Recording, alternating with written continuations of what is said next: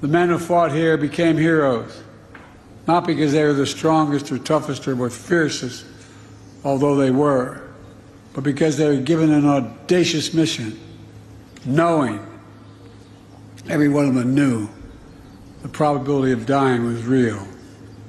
But they did it anyway. They knew, beyond any doubt, there are things that are worth fighting and dying for. Freedom is worth it. Democracy is worth it. America is worth it. The world is worth it. Then, now, and always. The war in Europe didn't end for another 11 months. But here, the tide turned in our favor. Here, we proved the forces of liberty are stronger than the forces of conquest.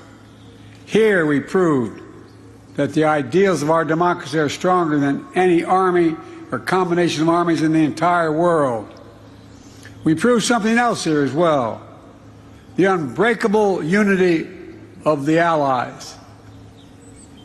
Here with us are men who served alongside the Americans that day, wearing different flags on their arms, but fighting with the same courage for the same purpose. What the Allies did together 80 years ago far surpassed anything we could have done on our own. It was a powerful illustration of how alliances, real alliances, make us stronger. A lesson that I pray we Americans never forget. Together we won the war. We rebuilt Europe, including our former enemies. It was an investment in what became shared and a prosperous future. We established NATO, the greatest military alliance in the history of the world. And over time, you got it, it is. And over time, we brought more nations into NATO, the NATO alliance, including the newest members, Finland and Sweden.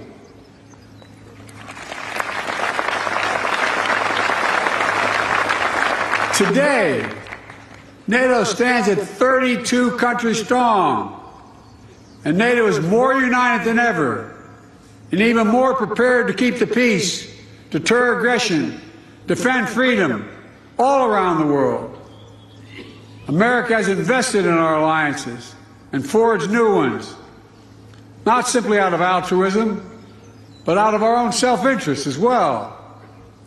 America's unique ability to bring countries together is an undeniable source of our strength and our power.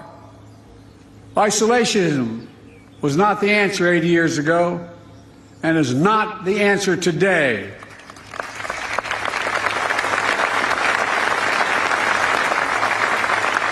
We know the dark forces that these heroes fought against 80 years ago.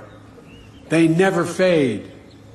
Aggression and greed, the desire to dominate and control, to change borders by force, these are perennial. The struggle between a dictatorship and freedom is unending. Here in Europe, we see one stark example. Ukraine has been invaded by a tyrant bent on domination. Ukrainians are fighting with extraordinary courage, suffering great losses, but never backing down.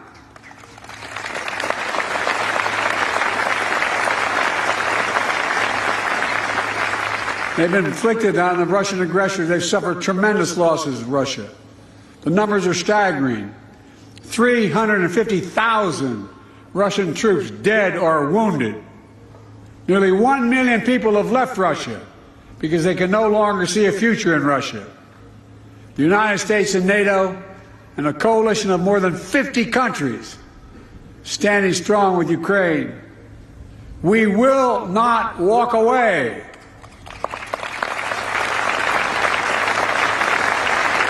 Because if we do, Ukraine will be subjugated, and it will not end there. Ukraine's neighbors will be threatened. All of Europe will be threatened. And make no mistake, the autocrats of the world are watching closely to see what happens in Ukraine, to see if we let this illegal aggression go unchecked. We cannot let that happen. To surrender to bullies, to bow down to dictators is simply unthinkable.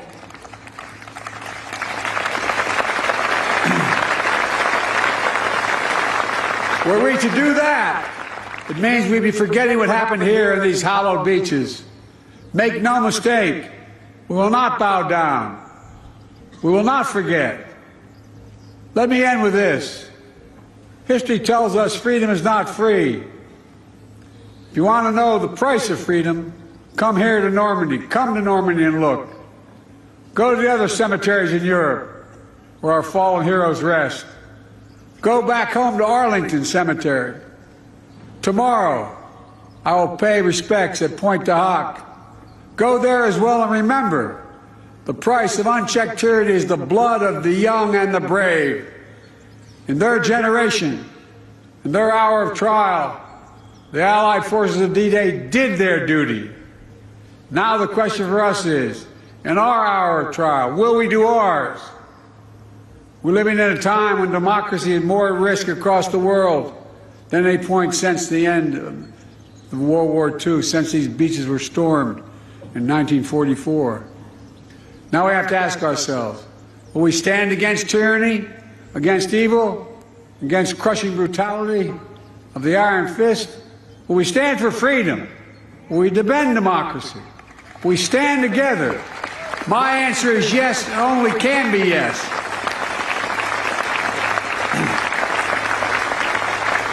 We're not far off from the time when the last living voices of those who fought and bled on D-Day will no longer be with us. So we have a special obligation. We cannot let what happened here be lost in the silence of the years to come. We must remember it, must honor it, and live it. And we must remember the fact that they were heroes here that day does not absolve us from what we have to do today. Democracy is never guaranteed. Every generation must preserve it, defend it, and fight for it. That's the test of the ages. In memory of those who fought here, died here, literally saved the world here. Let us be worthy of their sacrifice.